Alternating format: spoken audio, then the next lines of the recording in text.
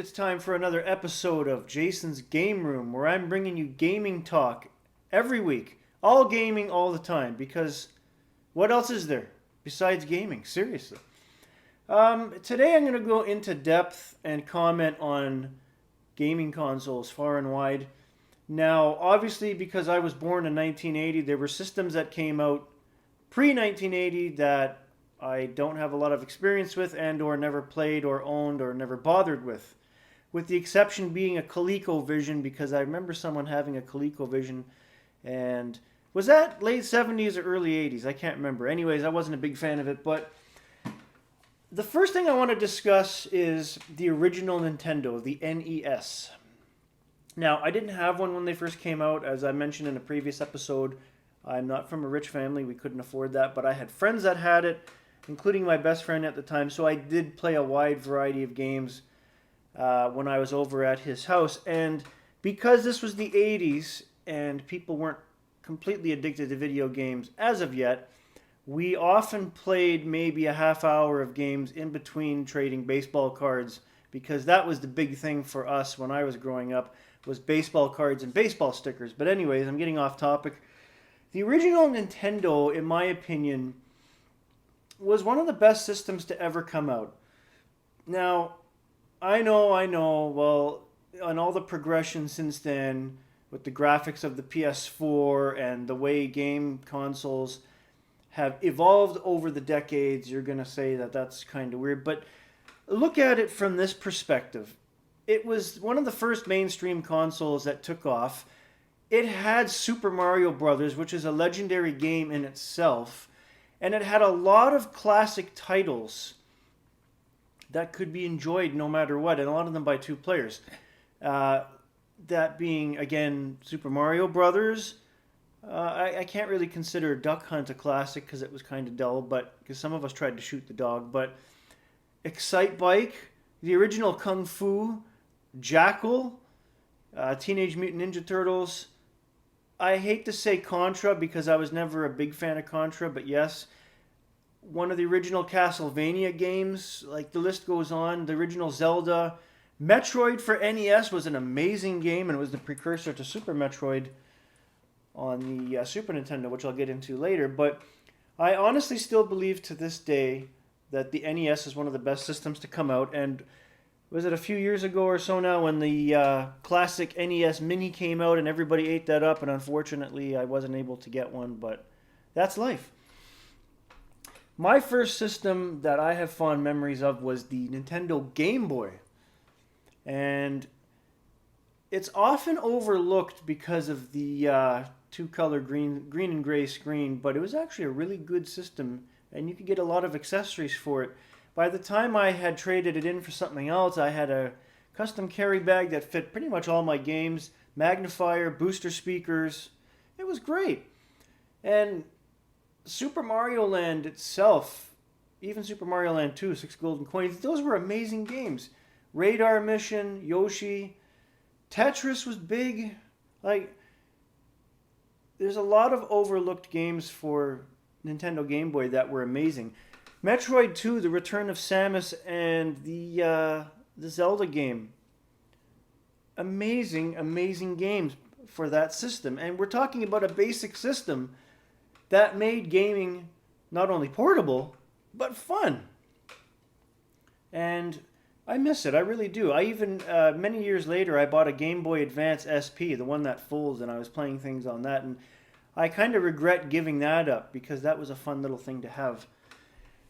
I want to move over to Sega. Genesis was arguably one of my favorite systems. There was a lot of good games for Genesis. The graphics were interesting. And the main thing I really enjoyed about Genesis was, and you have to understand that, especially in the mid-90s, mid to late 90s, when I was experimenting with game consoles and my parents would finally actually let me have one in the house, video game stores were still a rather new thing, but Genesis games, you could go in and trade them in and not have to spend a lot of money. You could get that game you wanted when it was brand new, but you wait a few months, a used copy is going to be there for a fraction of the price. Now you can't do that because a lot of the retro games for retro consoles are through the roof because they're collector's items. But back then, like a brand new Genesis or even Super Nintendo game was what, 50, 60 bucks? You go into the used game shop, it was 10, 15 bucks. You trade in your game, you're maybe paying half of that or a third of that. So it was completely worth it to have Genesis at that time. I had a lot of Genesis games racked up at one point before I traded for the Super Nintendo, which was my next system. But I do have fond memories of Genesis. Then the controller was so simple. Who didn't like that controller with the 3 buttons and the crosspad? Come on. And endless hours spent playing Sonic the Hedgehog 1, 2, 3, Sonic and Knuckles. That was serious fun, people. And as sad to say that I traded it for Super Nintendo, I didn't have the same kind of fun with Super Nintendo for a while. Even having Super Mario World and some other good games. Because I think I went back and got Super Metroid. And for me, Super Metroid and Zelda A Link to the Past were always my 2 favorite games on that system. If anything I regret from getting rid of the Super Nintendo is because of those 2 games. The first time I ever played Super Metroid, the first run, it actually took me 7 months to beat that damn game. Mainly because I had limits on how long I could play per day, thanks to my parents. But at the same time, it was a difficult and challenging pain in the ass game, but it was fun. The map layout alone on that game, oh man, I could go on about the map layout forever. Just looking at Google images of it now and feeling nostalgic about playing that. But in my opinion, those are 2 of the main games that made that system worth playing. And the original SimCity was for Super Nintendo. Now, mind you, it was plopped down blocks and the cities were kind of messy and the roads looked like shit, but it was fun, and it was the precursor to the PC games of the same name and the whole series. My only regret of giving up Super Nintendo was not being able to play the 2 games I already mentioned, and also Super Mario World, because that's a classic. And it did lead into something else. Now, Nintendo 64 came along a little while later. I wasn't able to get one of those brand new, obviously. But I obtained one a few years later when I was in college from a college friend that was selling his for cheap.